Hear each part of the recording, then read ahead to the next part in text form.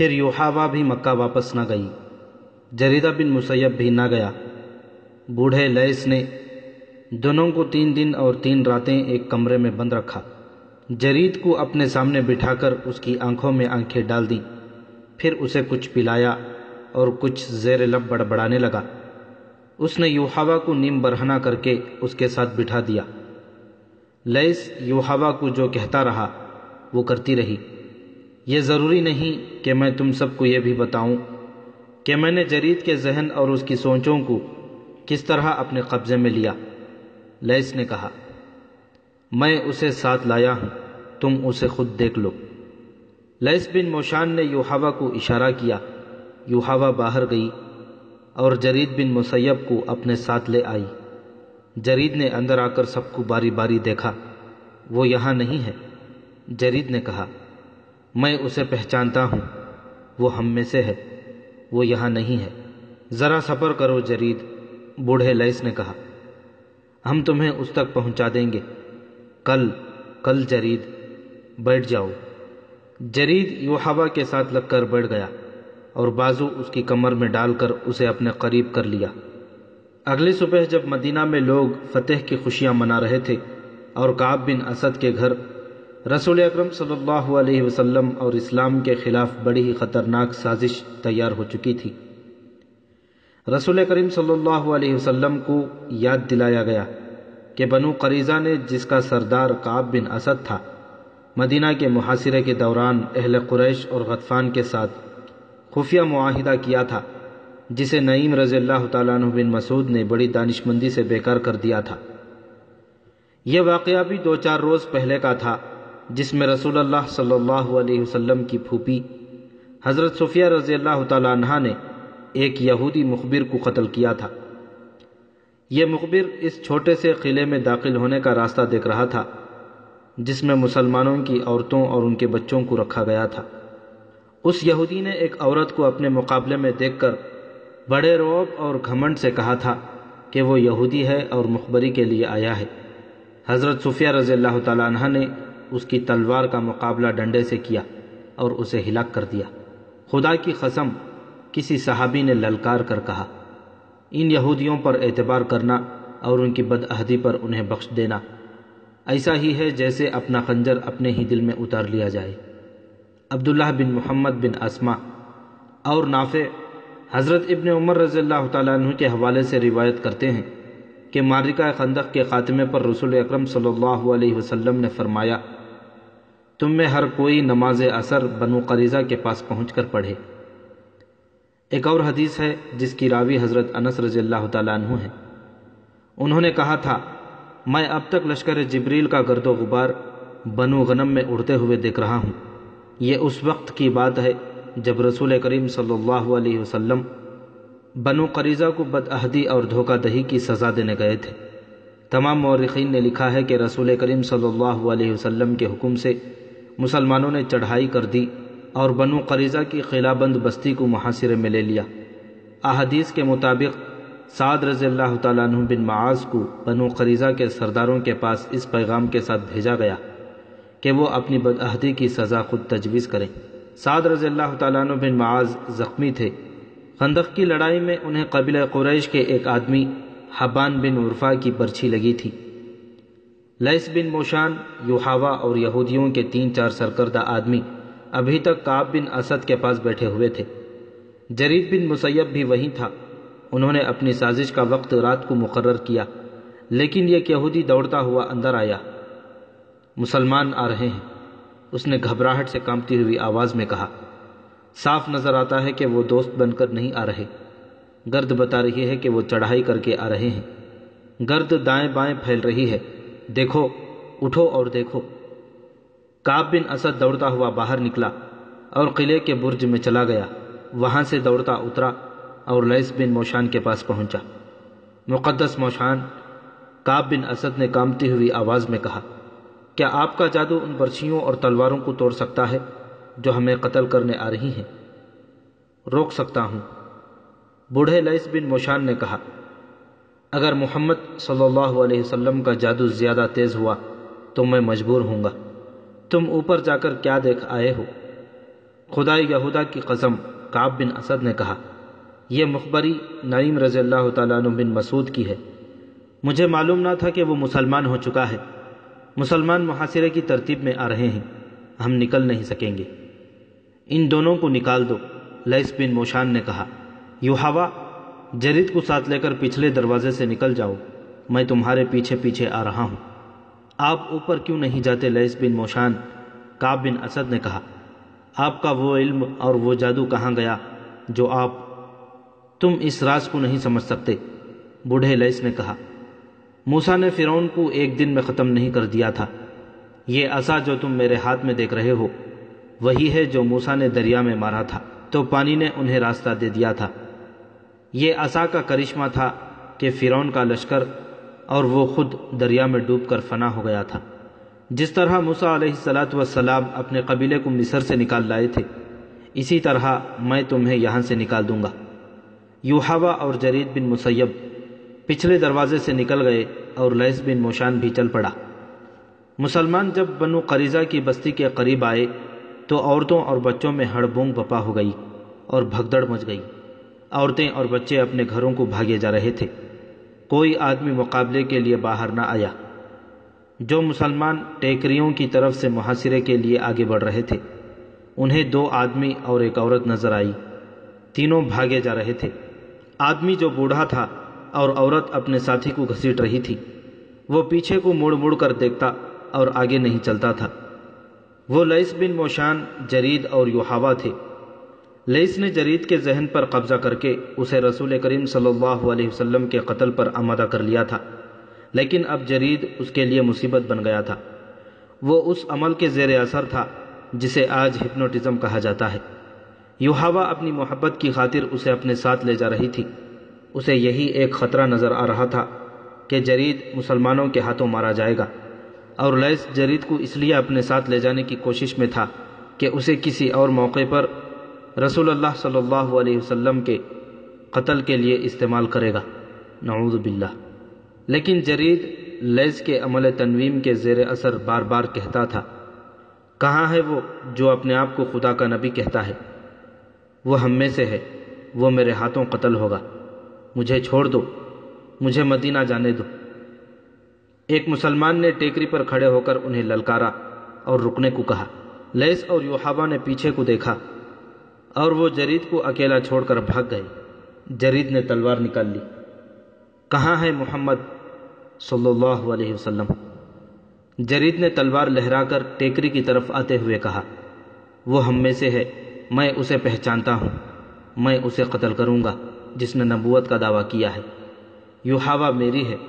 وہ للکارتا آ رہا تھا، یوحوا حبل اور عزا سے زیادہ مقدس ہے، سامنے لاؤ اپنے نبی کو۔ کون مسلمان اپنے اللہ کے رسول صلی اللہ علیہ وسلم کی اتنی توہین برداشت کرتا؟ جس مسلمان نے ان تینوں کو للکارا تھا اس نے کمان میں تیر ڈالا اور دوسرے لمحے یہ تیر جرید بن مسیب کی دائیں آنکھ میں اتر کر کھوپڑی کے اندر پہنچ چکا تھا۔ جرید کے ایک ہاتھ میں تلوار تھی، اس کا دوسرا ہاتھ دائیں آنکھ پر چلا گیا اور اس نے تیر کو پکڑ لیا۔ وہ رک گیا، اس کا جسم ڈولا، پھر اس کے گھٹنے زمین سے جا لگے۔ اس کا وہ ہاتھ جس میں تلوار تھی اس طرح زمین سے لگا کہ تلوار کی نوک اوپر کو تھی۔ جرید بڑی زور سے آگے کو گرا، تلوار کی نوک اس کی شہ رگ میں اتر گئی۔ وہ ذرا سا تڑپا اور ہمیشہ کے لیے بے حس و حرکت ہو گیا۔ سعد بن معاذ رضی اللہ تعالیٰ عنہ جو زخمی تھے، کعب بن اسد کے دروازے پر جا رکے اور دستک دی۔ کعب نے غلام کو بھیجنے کے بجائے خود دروازہ کھولا۔ بنو قریظہ کے سردار سعد بن معاذ رضی اللہ تعالیٰ عنہ نے کہا، تیرے قبیلے کے بچے بچے نے دیکھ لیا ہے کہ تیری بستی ہمارے گھیرے میں ہے۔ کیا تو کہہ سکتا ہے کہ تو نے وہ گناہ نہیں کیا جس کی سزا آج تیرے پورے قبیلے کو ملے گی؟ کیا تو نے سوچا نہیں تھا کہ بد عہدی کی سزا کیا ہے؟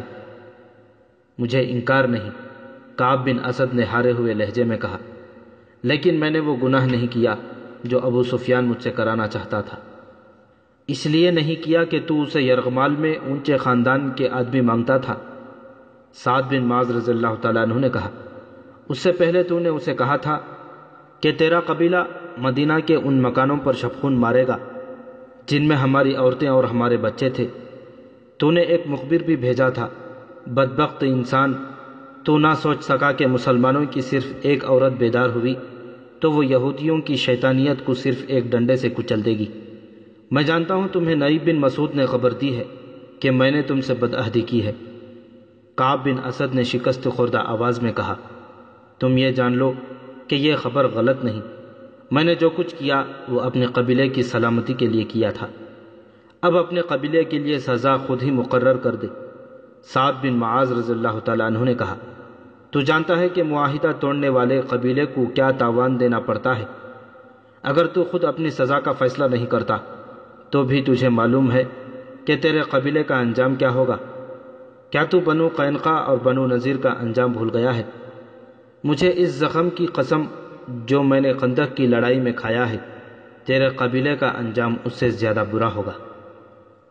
ہاں سعد، کعب بن اسد نے کہا، میں جانتا ہوں میرے قبیلے کا انجام کیا ہوگا۔ ہمارے بچے، ہماری عورتیں بھی ختم ہو جائیں گی۔ میرا فیصلہ یہ ہے کہ معاہدے کے مطابق میرے قبیلے کے تمام مردوں کو قتل کر دو اور ہماری عورتوں اور ہمارے بچوں کو اپنے ساتھ لے جاؤ۔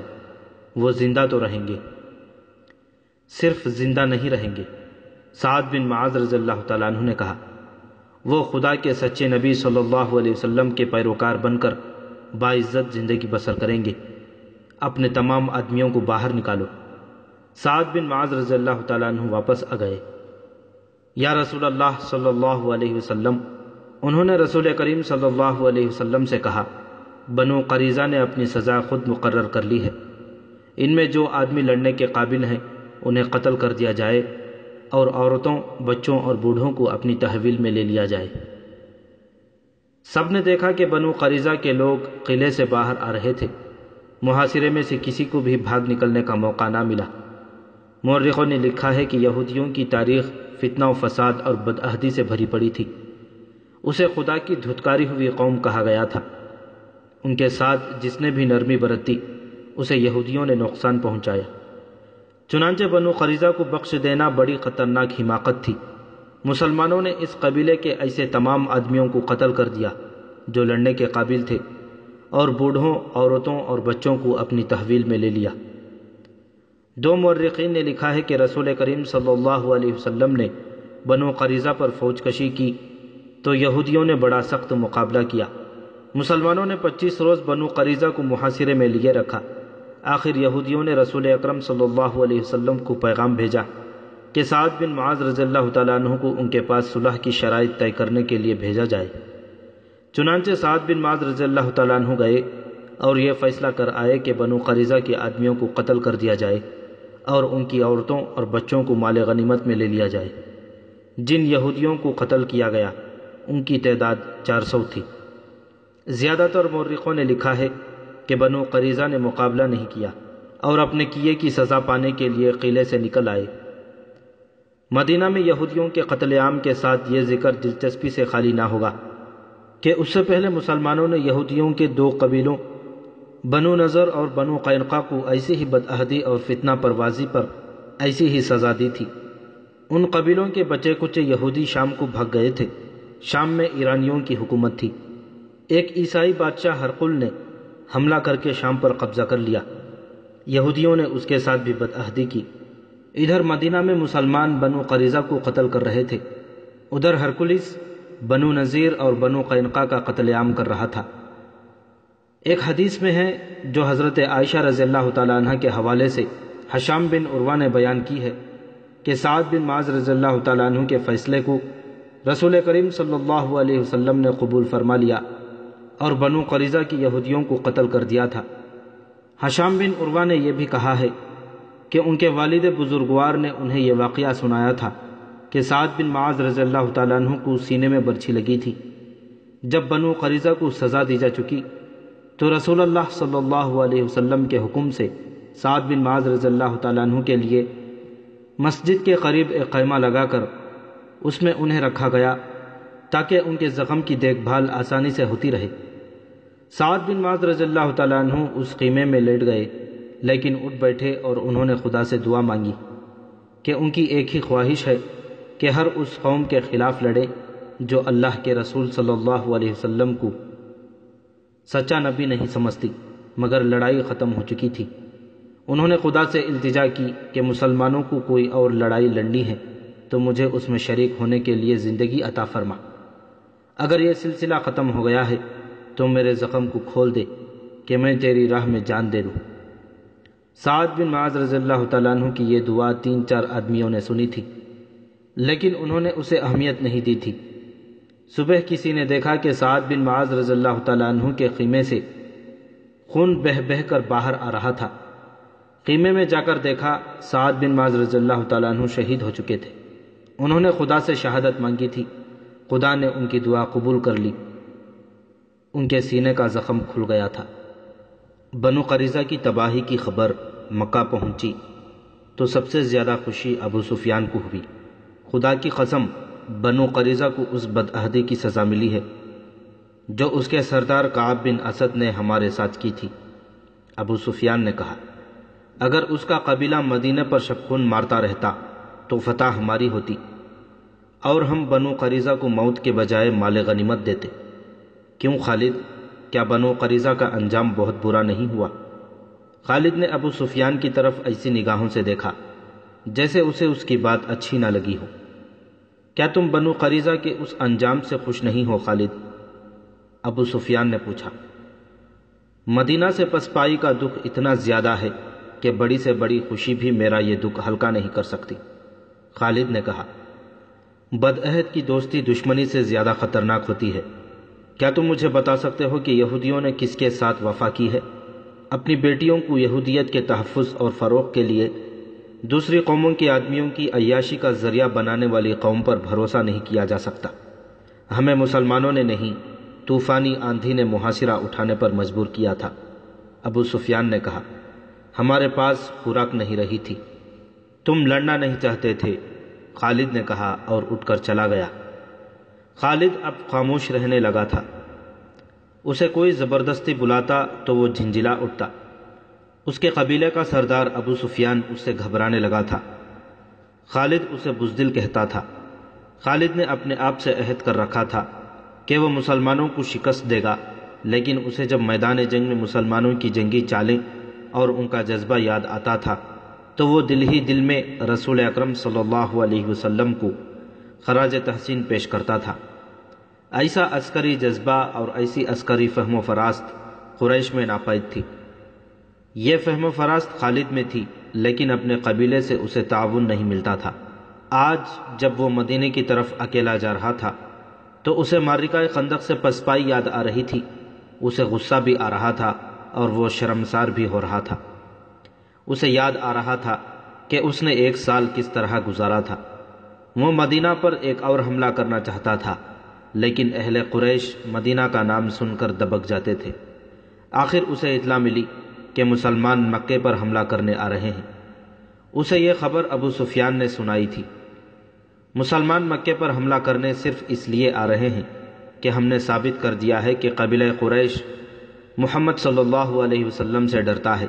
خالد نے ابو سفیان سے کہا، کیا تم نے اپنے قبیلے کو کبھی بتایا ہے کہ مسلمان مکے پر حملہ کر سکتے ہیں؟ کیا قبیلہ حملہ روکنے کے لیے تیار ہے؟ اب اس بحث کا وقت نہیں کہ ہم نے کیا کیا اور کیا نہیں کیا۔ ابو سفیان نے کہا، مجھے اطلاع دینے والے نے بتایا ہے کہ مسلمانوں کی تعداد تقریباً 1,500 ہے۔ تم کچھ سوچ سکتے ہو؟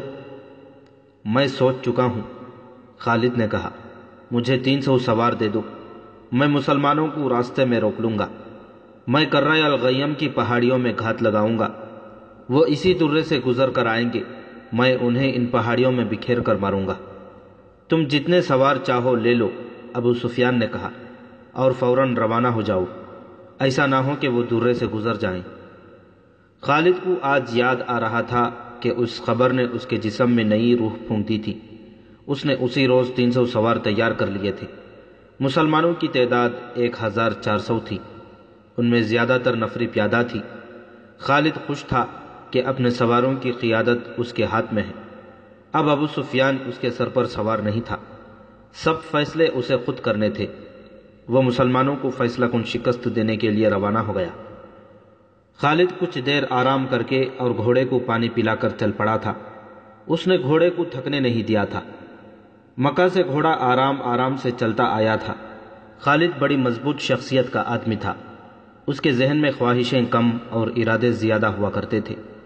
وہ ذہن کو اپنے قبضے میں رکھا کرتا تھا، مگر مدینہ کو جاتے ہوئے ذہن اس پر قابض ہو جاتا تھا۔ یادوں کے تھپیڑے تھے جو اسے طوفانی سمندر میں بہتی ہوئی کشتی کی طرح پٹک رہے تھے۔ کبھی اس کی ذہنی کیفیت ایسی ہو جاتی جیسے وہ مدینہ بہت جلدی پہنچنا چاہتا ہو، اور کبھی یوں جیسے اسے کہیں بھی پہنچنے کی جلدی نہ ہو۔ اس کی آنکھوں کے آگے منزل سراب بن جاتی اور دور ہی دور ہٹتی نظر آتی تھی۔ گھوڑا اپنے سوار کے ذہنی خلفشار سے بے خبر چلا جا رہا تھا۔ سوار نے اپنے سر کو جھٹک کر گرد و پیش کو دیکھا۔ وہ ذرا بلند جگہ پر جا رہا تھا۔ افق سے احد کا سلسلہ کوہ اور اوپر اٹھ آیا تھا۔ خالد کو معلوم تھا کہ کچھ دیر بعد ان پہاڑیوں کے قریب سے مدینے کے مکان ابھرنے لگیں گے۔ اسے ایک بار پھر خندق اور پسپائی یاد آئی، اور اسے مسلمانوں کے ہاتھوں 400 یہودیوں کا قتل بھی یاد آیا۔ بنو قریظہ کی اس تباہی کی خبر پر قریش کا سردار ابو سفیان تو بہت خوش ہوا تھا، مگر خالد کو نہ خوشی ہوئی نہ افسوس ہوا تھا۔ قریش یہودیوں کی فریب کاریوں کا سہارا لے کر محمد صلی اللہ علیہ وسلم کے پیروکاروں کو شکست دینا چاہتے تھے۔ خالد کو خیال آیا۔ اس نے اپنے ماتھے پر ہاتھ پھیرا، جیسے اس خیال کو ذہن سے صاف کر دینا چاہتا ہو۔ اس کا ذہن پیچھے ہی پیچھے ہٹتا جا رہا تھا۔ گھنٹیوں کی مترنم آوازیں اسے ماضی سے نکال لائیں۔ اس نے دائیں بائیں دیکھا۔ بائیں طرف وسیع نشیب تھا۔ خالد اوپر اوپر جا رہا تھا۔ نیچے 4 اونٹ چلے آ رہے تھے۔ اونٹ ایک دوسرے کے پیچھے تھے۔ ان کے پہلو میں ایک گھوڑا تھا۔ اونٹوں پر 2 عورتیں، چند بچے اور 2 آدمی سوار تھے۔ اونٹوں پر سامان بھی لدا ہوا تھا۔ گھوڑ سوار بوڑھا آدمی تھا۔ ان کی رفتار تیز تھی۔ خالد نے اپنے گھوڑے کی رفتار کم کر دی۔ اونٹوں کا یہ مختصر سا قافلہ ان کے قریب آ گیا۔ بوڑھے گھوڑ سوار نے اسے پہچان لیا۔ تمہارا سفر آسان ہو ولید کے بیٹے۔ بوڑھے نے بازو بلند کر کے لہرایا اور بولا، نیچے آ جاؤ، کچھ دور اکٹھے چلیں گے۔ خالد نے گھوڑے کی لگام کو ایک طرف جھٹکا دیا اور ہلکی سی ایڑ لگائی۔ گھوڑا نیچے اتر گیا۔ ہاں ہاں، خالد نے اپنا گھوڑا بوڑھے کے گھوڑے کے پہلو میں لے کر خوشی کا اظہار کیا اور بولا، ابو خریج، اور یہ سب تمہارا خاندان ہے؟ ہاں، بوڑھے ابو خریج نے کہا، یہ میرا خاندان ہے۔ اور تم خالد بن ولید کدھر کا رخ کیا ہے؟ مجھے یقین ہے کہ تم مدینہ کو نہیں جا رہے۔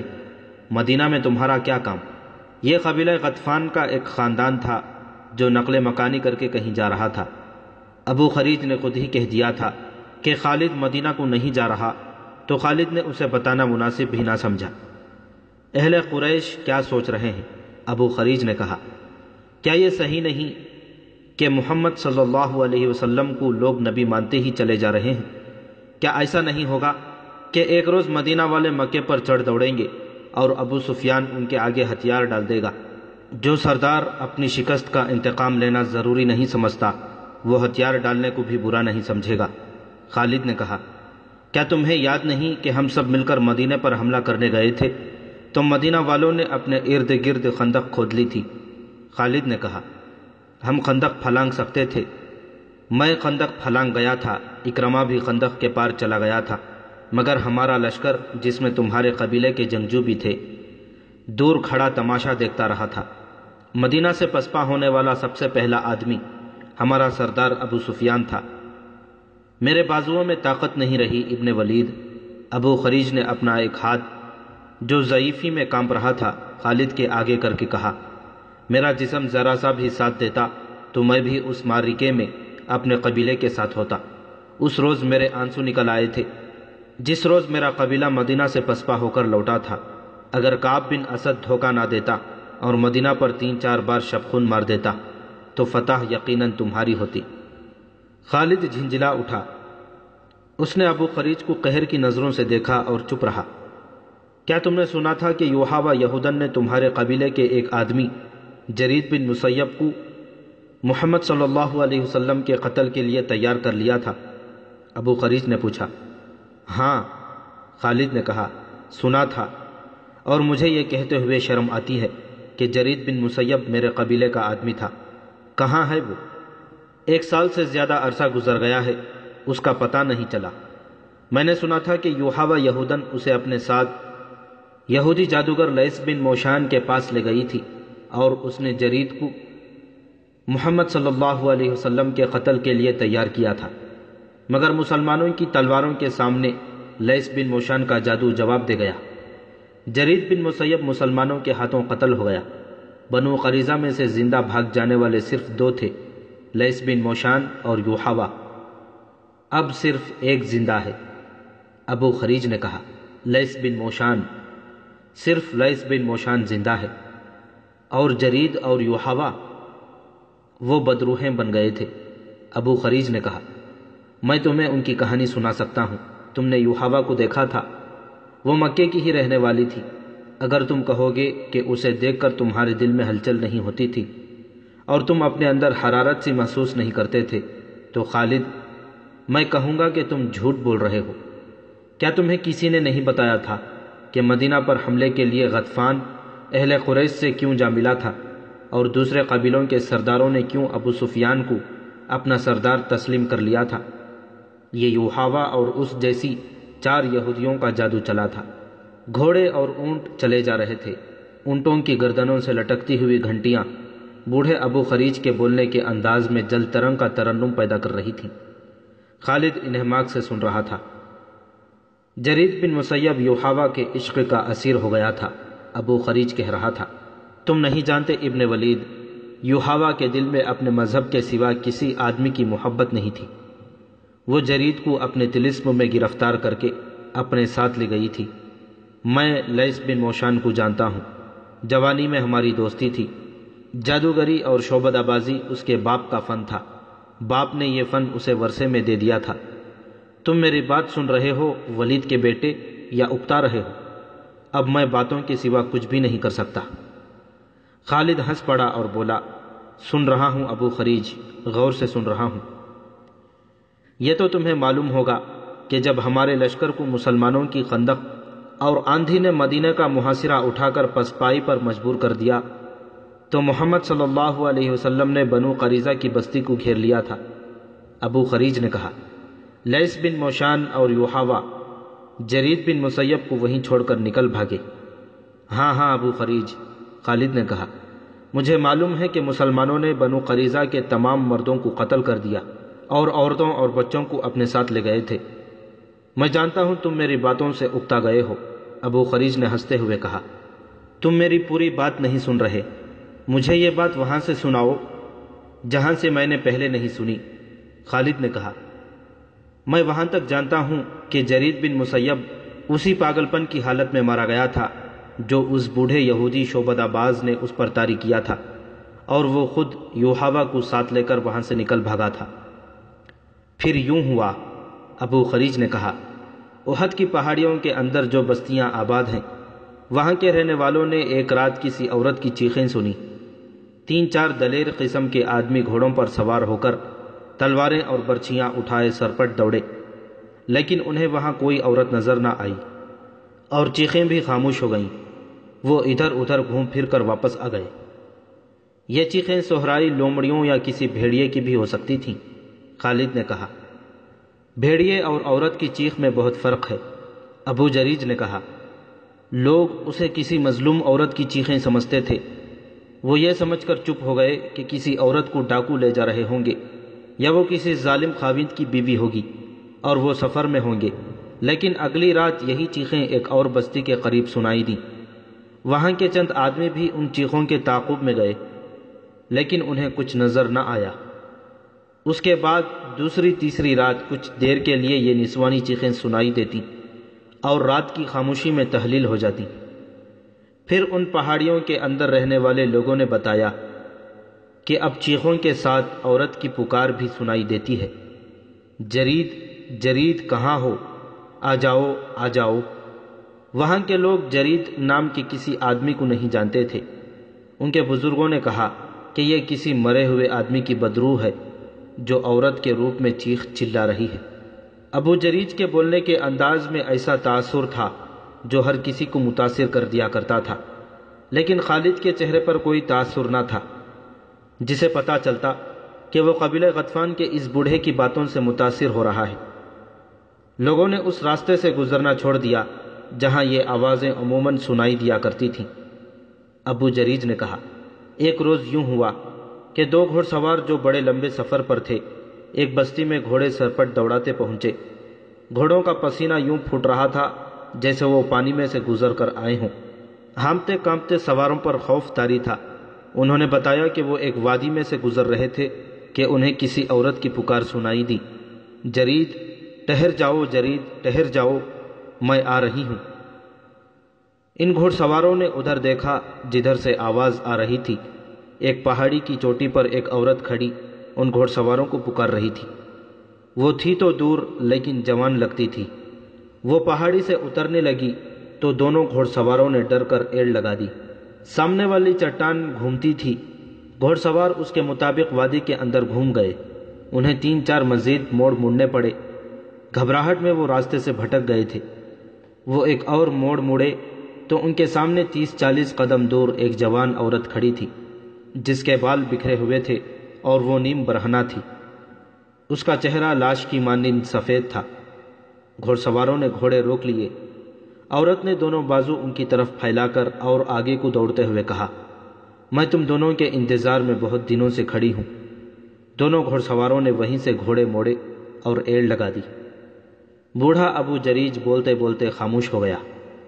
اس نے اپنا ہاتھ خالد کی ران پر رکھا اور بولا، میں دیکھ رہا ہوں کہ تمہارے پاس کھانے کے لیے کچھ نہیں۔ کیا یہ اچھا نہیں ہوگا کہ ہم کچھ دیر کے لیے رک جائیں؟ پھر نہ جانے تم کب ملو۔ تمہارا باپ ولید بڑا زبردست آدمی تھا۔ تم میرے ہاتھوں میں پیدا ہوئے تھے۔ میں تمہاری خاطر تواضع کرنا چاہتا ہوں۔ روکو گھوڑے کو اور اتر آؤ۔ یہ قافلہ وہیں رک گیا۔ وہ کسی مرے ہوئے آدمی یا عورت کی بدروح ہی ہو سکتی تھی۔ ابو جریج نے بھنا ہوا گوشت خالد کے آگے رکھتے ہوئے کہا، کھاؤ ولید کے بیٹے۔ پھر ایک خوفناک واقعہ ہو گیا۔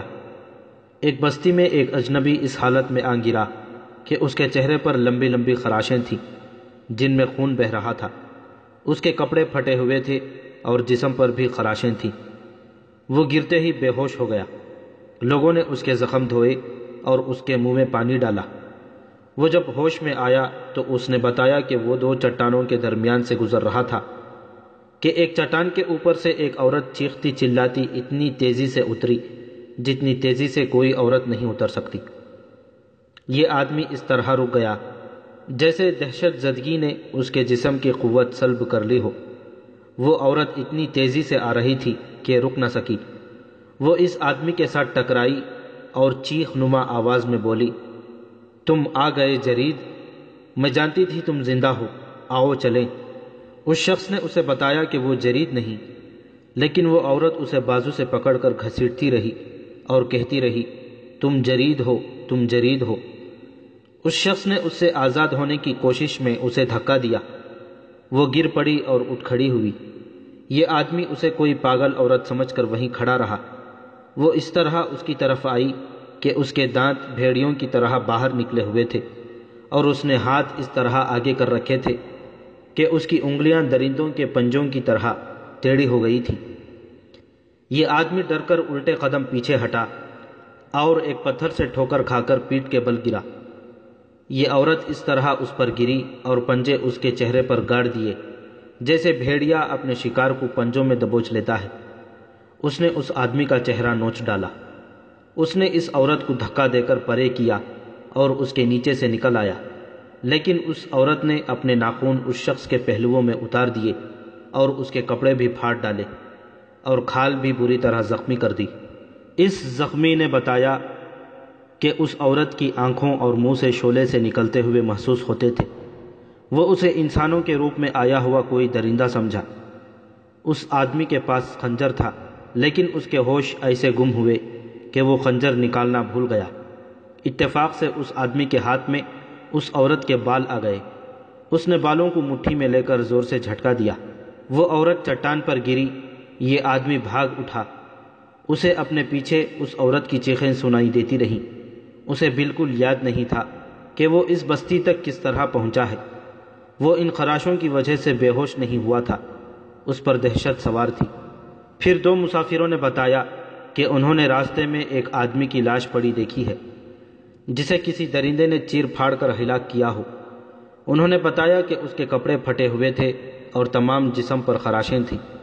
اس جگہ کے قریب جس جگہ اس عورت کی موجودگی بتائی جا سکتی تھی چھوٹی سی ایک بستی تھی۔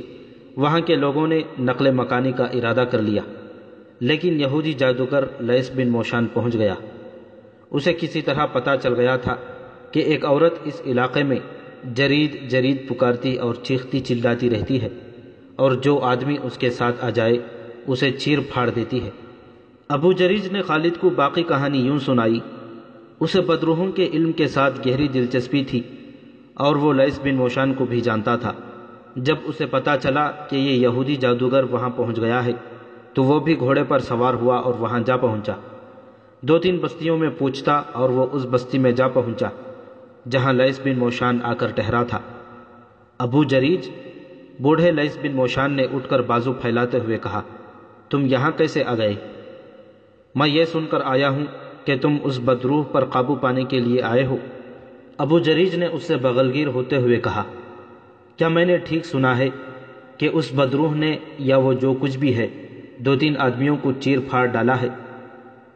وہ بدروح نہیں میرے بھائی، لیس بن موشان نے ایسی آواز میں کہا جو ملال اور پریشانی سے دبی ہوئی تھی۔ وہ خدائے یہودا کی سچی نام لیوا ایک جوان عورت ہے۔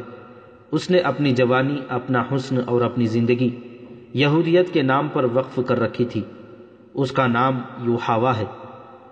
میں نے اسے مکہ میں 2-4 مرتبہ دیکھا تھا، ابو جریج نے کہا۔ اس کے کچھ جھوٹے سچے قصے بھی سنے تھے۔ یہ بھی سنا تھا کہ اس نے قریش کے ایک آدمی جرید بن مسیب کو تمہارے پاس لا کر محمد کے قتل کے لیے تیار کیا تھا۔ پھر میں نے یہ بھی سنا تھا کہ تم اور یوحوا مسلمانوں کے محاصرے سے نکل گئے تھے اور جرید پیچھے رہ گیا تھا۔ اگر یوحوا زندہ ہے اور وہ بدروح نہیں تو وہ اس حالت تک کس طرح پہنچی ہے؟ اس نے اپنا سب کچھ خدائے یہودا کے نام پر قربان کر رکھا تھا، لیس بن موشان نے کہا۔ لیکن وہ آخر انسان تھی، جوان تھی اور جذبات کی قربانی نہ دے سکی۔ اس نے جرید کی محبت کو اپنی روح میں اتار لیا تھا۔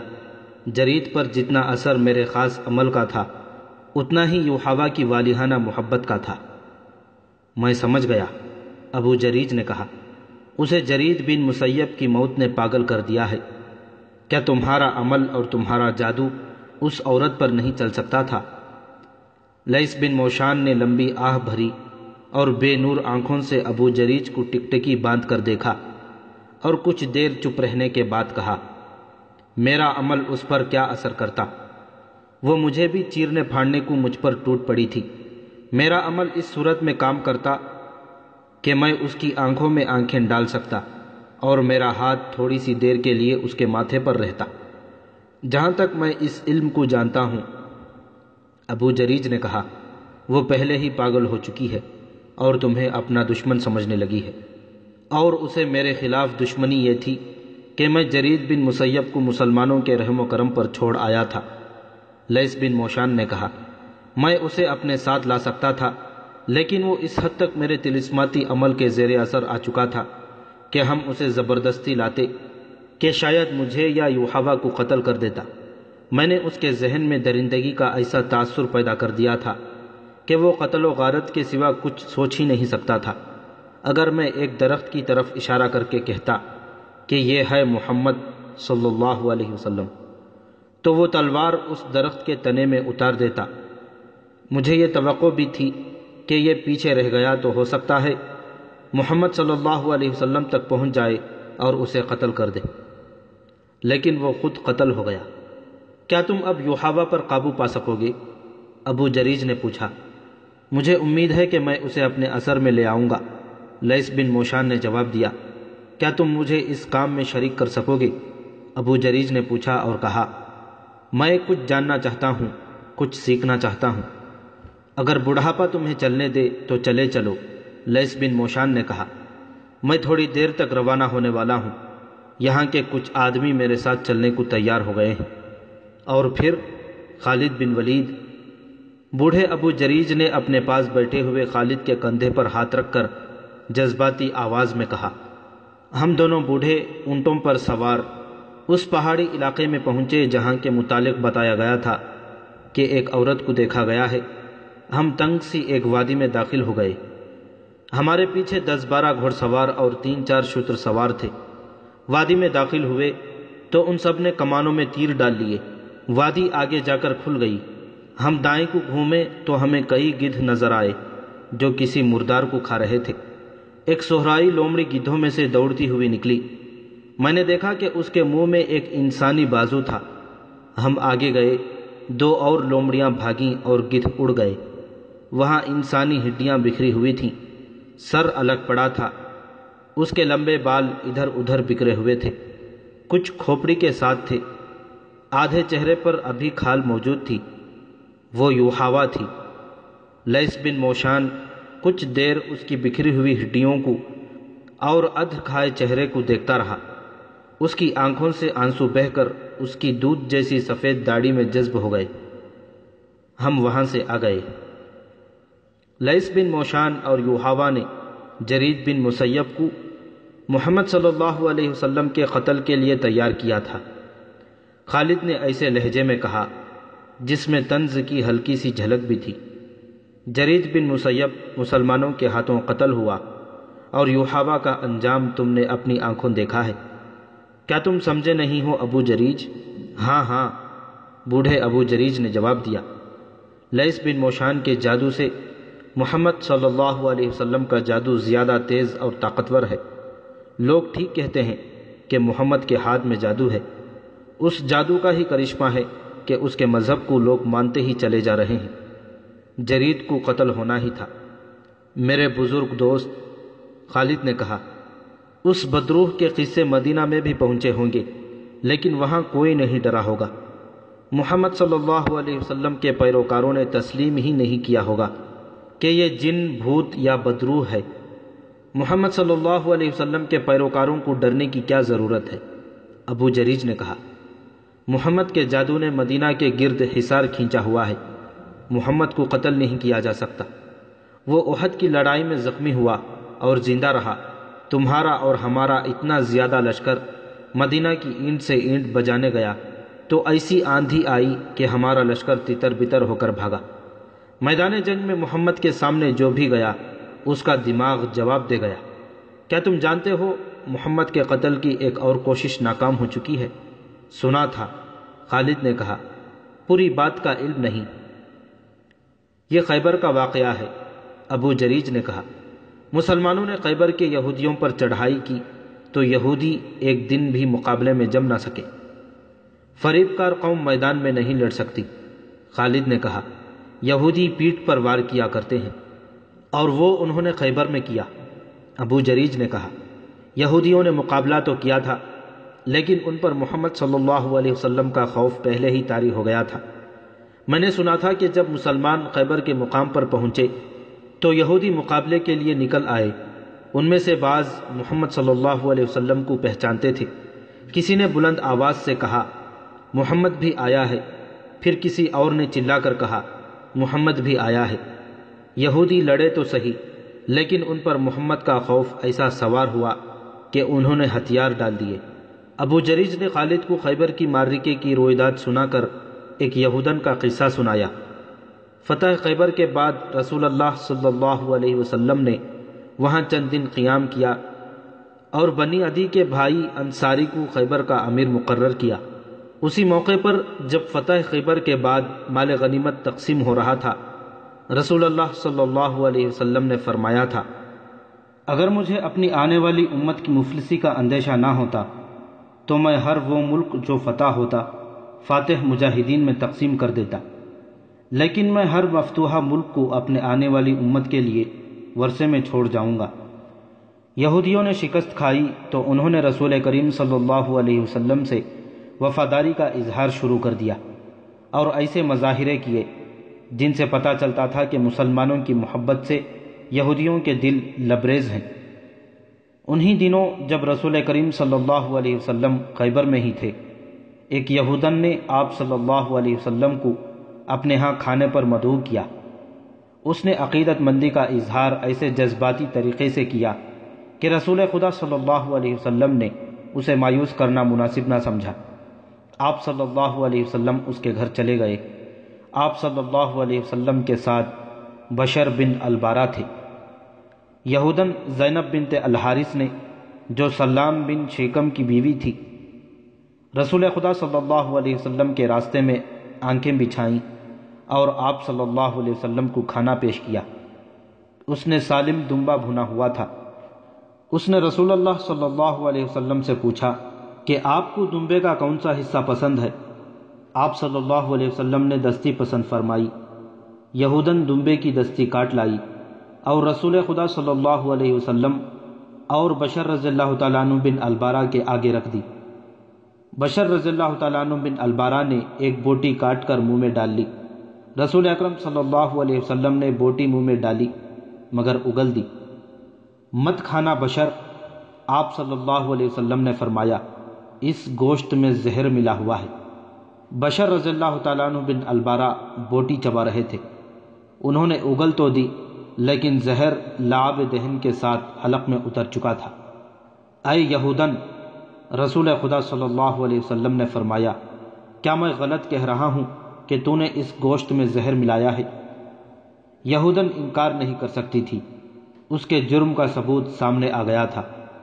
بشر بن البارہ حلق میں ہاتھ رکھ کر اٹھے اور چکرا کر گر پڑے۔